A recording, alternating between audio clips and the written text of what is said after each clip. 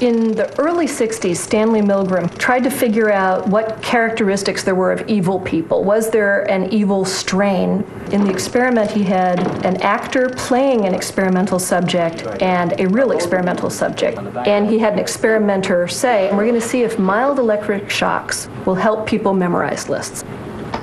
Incorrect. You'll now get a shock of 75 volts. Oh. Soft hair.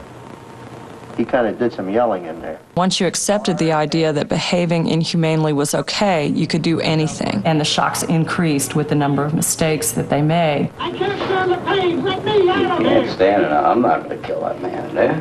Please continue. Go on, please. You accept all the responsibility? The responsibility is mine, correct. Please go on. 420 volts.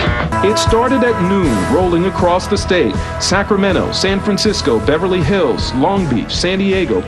26,000 miles of California power lines, enough to circle the earth.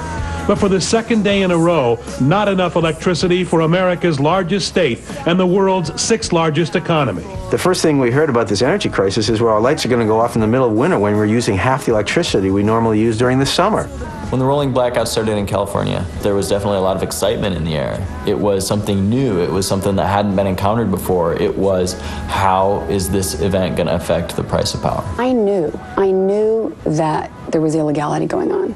I could feel it, I could smell it, I could sense it, and there was no other explanation. In 1996, under pressure from energy companies, Governor Pete Wilson and the California legislature passed a bill allowing for the deregulation of electricity.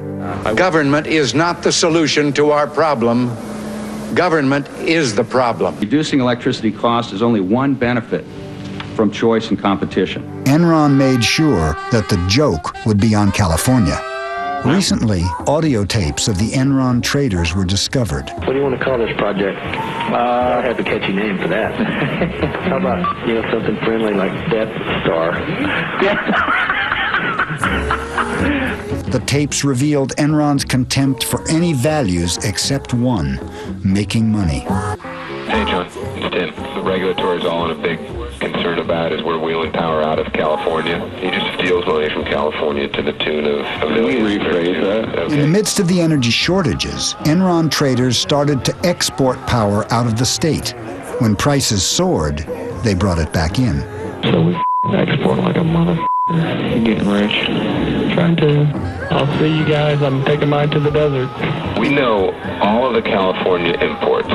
We know all of the California load. We're getting pretty spoiled on with this money. You said you were getting a little scared. We're making a little too much, and I tend to agree with you. Traders soon discovered that by shutting down power plants, they could create artificial shortages that would push prices even higher. Hey, this is David up at Enron. There's not much demand for power at all, and if we shut it down, could you bring it back up in 3 or 4 hours? Oh, yeah. Why don't you just go ahead and shut her down then, if that's okay? Okay. We want you guys to get a little creative. Okay. And come up with a reason to go down. Like a forced outage type thing. Right. There would be ample supply available at the right price. Oh, sure there would. Those guys, at the flip of a switch, could just yank the California economy on its leash whenever they wanted to, and they did it, and they did it, and they did it. We're talking about a commodity that normally trades in the $35 to $45 range. High prices are when it gets in the 50s or $1,000. And we're making $500 million for Enron. Can you believe that? Yeah. We'll definitely retire by we're 30. Temperatures in California are hitting higher than 100 degrees, fueling wildfires and fears that California's strained power grid could once again near collapse. What's happening? There's a fire under the core line. It's been derated from 45 to 2100.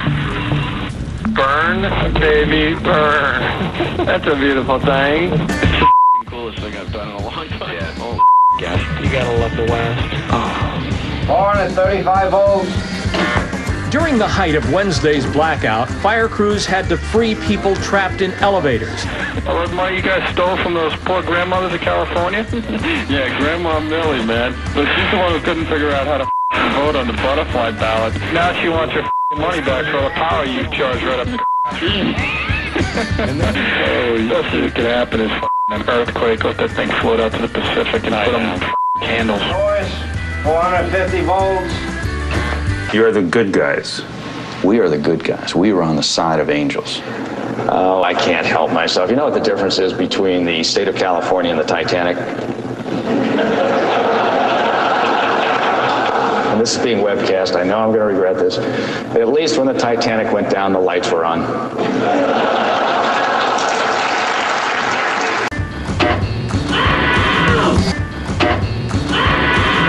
The Enron traders never seem to step back and say, wait, is what we're doing ethical? Is it in our best long-term interests? Does it help us if we totally rape California? Does that advance our goals of nationwide deregulation? My administration's belief that price controls will not solve the problem. These are two traders, Traders. This is what they say. What we did was overbook the transmission line we had the rights on and said to California utilities, if you want to use the line, pay us. By the time they agreed to meet our price, rolling blackouts had already hit California, and the price for electricity went through the roof. A Democratic Senate forced FERC to impose regional price caps. That ended the energy crisis